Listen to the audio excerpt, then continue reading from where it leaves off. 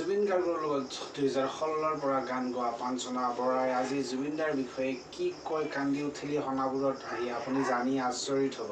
নমস্কাৰ, মই ভাস্কৰ দেশৰ অন্য এটি নতুন ভিডিঅ'ত স্বাগতম জনাইছোঁ। অসম আৰু অসমীয়াৰ প্ৰাণৰ শিল্পী জুবিন গাৰ্গ।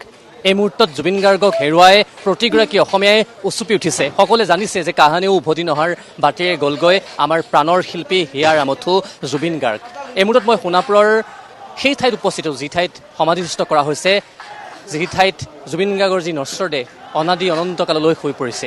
অজস্ৰজন অনুৰাগী আহিছে, তাৰ মাজতেও আহিছে তেওঁৰ একালৰ সেই বন্ধুসকল, জুবিনদাৰ সৈতে গান গোৱা সেই শিল্পীসকলো এই মুহূৰ্তত আহি উপস্থিত হৈছে। মোৰ মাজত এই মুহূৰ্তত আছে পাঞ্চনা ৰাভা, যিয়ে 2016-17 চনৰ পৰা একাধিকক্ৰমে জুবিনদাৰ সৈতে গান গাইছিল। বহু স্মৃতি জড়িত হৈছে। মই বাইদেউৰ কাষলৈ পুনতে আহিছোঁ।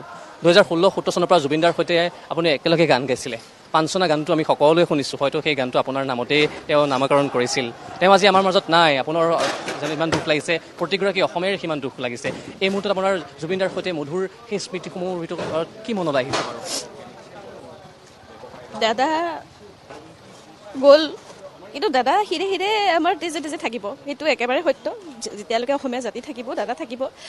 কিন্তু দাদাই কোৱা দুষাৰমান কথা বৰ বেয়াকৈ মনত লাগি গ'ল যে তই চাবি মই কেতিয়াও বুঢ়া নহওঁ, মই কেতিয়াও বুঢ়া নহওঁ, মই বুঢ়া নহওঁতে মৰি যাম, আৰু মই যিদিনা মৰিম তই পাঞ্চনা গাবি, মোৰ কাৰণে তই গাবই লাগিব। কিন্তু কেনেকৈ গাম কওকচোন, কেনেকৈ গাম? মোৰ নিচিনা সাধাৰণ ছোৱালী এজনী ক'ত জানো গান গোৱা দেখিলে দাদাই নিজে উপজাচি মাতি গৈ হাতত ধৰি টানি আনি তই আজিৰ পৰা মোৰ লগত গান গাবি, তই লোকসংগীতৰ চৰ্চা কৰ, তোৰ সংগীত মানুহে শুনিব লাগিব, চাব লাগিব বুলি মঞ্চত আনি আনি মোক থিয় কৰাই দিছিল। কিনো ক'ম আৰু এতিয়া। বেয়া পাইছিল মানুহে জুবিনদাৰ আগত গৈ পেলাই মই গান গালে। কিন্তু জুবিনদাক কৈছিলোঁ, জুবিনদা মোৰ কাৰণে ইয়াত কোনো ৰৈ থকা নাই, মোক কোনো নিবিচাৰে ইয়াত মই গান গোৱাটো আপোনাৰ মঞ্চখনত। কিন্তু জুবিনদাই কৈছিল তোৰ গান মই শুনামেই ৰাইজক। আৰু সেইকাৰণে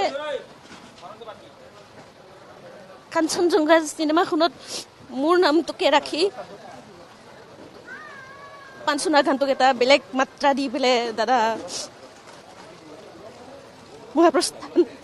কি ক'ম আৰু, কোনোবাখিনিত আমি কোনোবাখিনিত বৰ নিজকে কিবা বৰ দুৰ্ভাগ্যৱতী নিচিনা লাগিছে। কি ক'ম আৰু, ক'ব কাৰণে। আৰু আপুনি জুবিনদাৰ সৈতে একেলগে গান গাইছিলে, বহু স্মৃতি মনলৈ আহে হয়তো।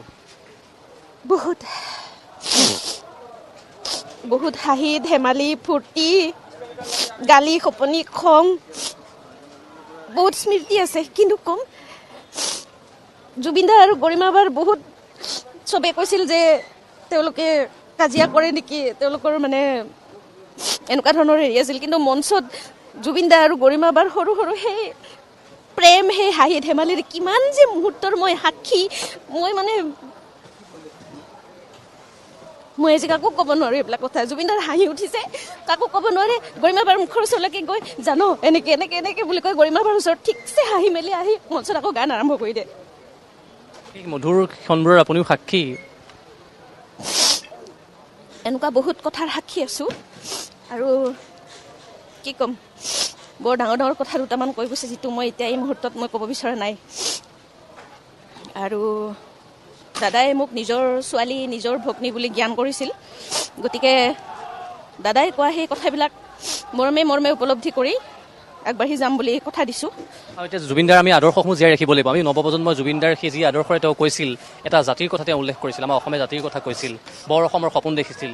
আৰু তেওঁ কৈছিল যে মোৰ কোনো জাতি নাই, মোৰ কোনো ধৰ্ম নাই। সঁচাকৈ জাতি ধৰ্ম বৰ্ণ নিৰ্বিশেষে এনেদৰে অজস্ৰজন লোক ওলাই আহিছিলে সেই জুবিনদাৰ প্ৰতি ভাল পোৱা।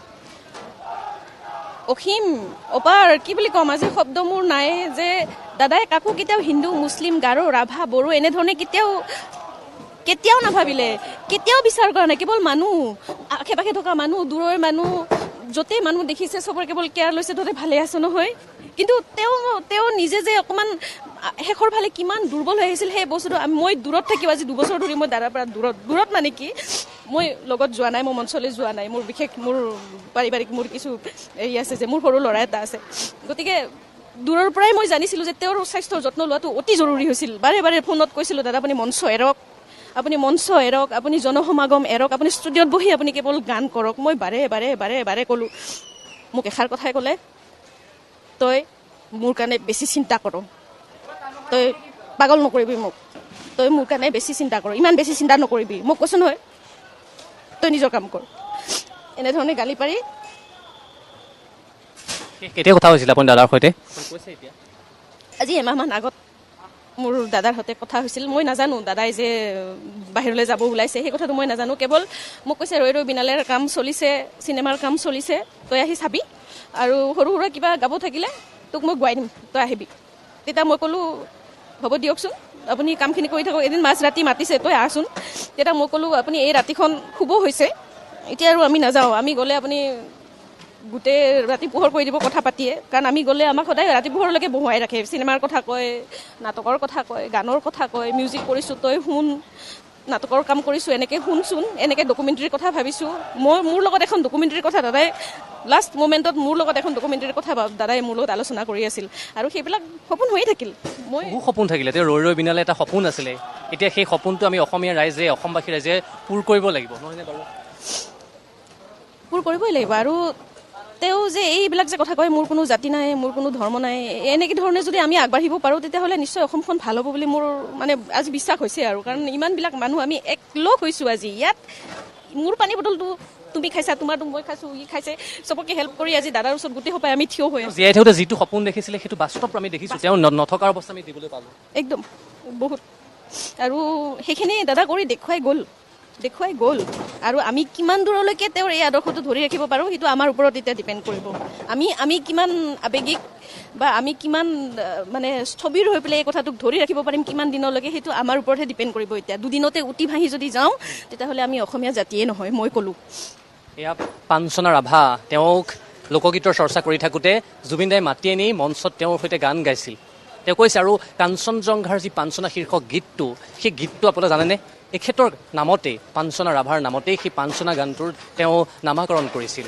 সেইগৰাকী জুবিনদাৰ সৈতে তেওঁৰ বহু স্মৃতি আছে, একেলগে গান গাইছিল আৰু একেলগে বহু স্মৃতিৰ কথা কৈছিল। তাৰোপৰি জুবিনদাৰ সেই সপোনবোৰৰ কথা কৈছিল। তেওঁ আজি সেই অতীতক সোঁৱৰি তেওঁ আজি উচুপি উঠিছে। আৰু জুবিনদাই শেষবাৰকে কৈছিল, আমাৰ বৰ অসমৰ যি সপোন দেখিছিল, সেই সপোনটো এতিয়া আমি বাস্তৱ কৰিব লাগিব। আমি প্ৰতিগৰাকী অসমীয়াই জুবিনদাই দেখা সেই সপোনটো, মোৰ কোনো জাতি নাই, মোৰ কোনো ধৰ্ম নাই, মই কাঞ্চনজংঘা, ঠিক তেনেকৈ জাতি ধৰ্ম বৰ্ণ নিৰ্বিশেষে বৰ অসমৰ যি সপোন দেখিছিলে জুবিনদাই, সেই সপোনটো এতিয়া আমি পূৰ কৰিব লাগিব। সেয়া হৈছে জুবিনদাৰ সপোন, আৰু জুবিনদাৰ সপোনক পূৰ কৰাটোৱে হৈছে আমাৰ লক্ষ্য আৰু উদ্দেশ্য। জুবিনদাৰ আদৰ্শক আমি এনেদৰেই জীয়াই ৰাখিব লাগিব। ভিডিঅ'টো চাই কেনেকুৱা পালে জুবিনদাৰ হৈ এফাকি হ'লেও কমেণ্ট বক্সত লিখিব। যদি মোৰ পেজত নতুনকৈ আহিছে, পেজটো ফ'ল' কৰিব। যদি মোৰ ইউটিউব চেনেলত নতুনকৈ আহিছে, চেনেলটো মোৰ ছাবস্ক্ৰাইব কৰিব। জয় আই অসম, জয় জুবিনদা, ধন্যবাদ।